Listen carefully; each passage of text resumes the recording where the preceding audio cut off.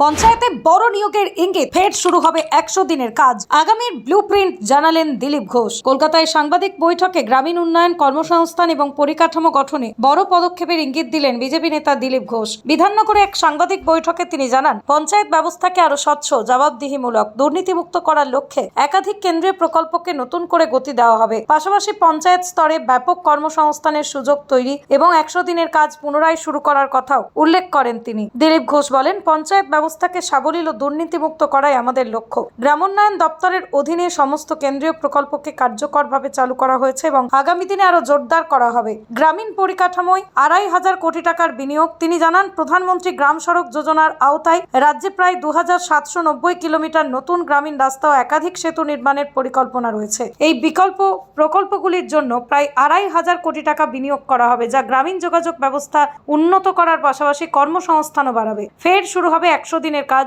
দীর্ঘদিন ধরে আটকে থাকা 100 দিনের কাজ নিয়েও গুরুত্বপূর্ণ বার্তা দেন দিলীপ ঘোষ। তিনি বলেন, জব কার্ডধারী পরিবারগুলির প্রাপ্য অর্থ প্রদান করা হবে এবং 100 দিনের কাজ পুনরায় চালু করার উদ্যোগ নেওয়া হচ্ছে। এর ফলে গ্রামীণ এলাকায় বহু মানুষের হাতে আবারও কাজের সুযোগ ফিরতে পারে বলে আশা প্রকাশ করেন তিনি। আবাস যোজনায় কড়া নজরদারি। প্রধানমন্ত্রী আবাস যোজনা নিয়ে তিনি স্পষ্ট বার্তা দিয়ে বলেন, সমস্ত তথ্য ও নথি যাচাই বাছাইয়ের পর উপভোক্তাদের অনুমোদন ও অর্থ প্রদান করা হবে। ইতিমধ্যেই প্রধানমন্ত্রী আবাস যোজনার জন্য নতুন সমীক্ষার কাজ শুরু হয়েছে, যাতে প্রকৃত উপভোক্তারা প্রকল্পের সুবিধা পান। গ্রামোন্নয়নে নতুন রূপরেখা। দিলীপ ঘোষের বক্তব্যে স্পষ্ট, গ্রামীণ উন্নয়নকে কেন্দ্র করে আগামী দিনে একটা বৃহত্তর পরিকল্পনা বাস্তবায়নের প্রস্তুতি চলছে। কর্মসংস্থান বৃদ্ধি, আবাসন, রাস্তা নির্মাণ এবং পঞ্চায়েত ব্যবস্থায় স্বচ্ছতা, এই 4টি বিষয়কে সামনে রেখেই তৈরি হচ্ছে আগামীর ব্লুপ্রিন্ট। এখন দেখার, এই ঘোষণাগুলি বাস্তবে কত দ্রুত রূপ পায় এবং রাজ্যের গ্রামীণ মানুষের জীবনে কতটা ইতিবাচক প্রভাব ফেলে।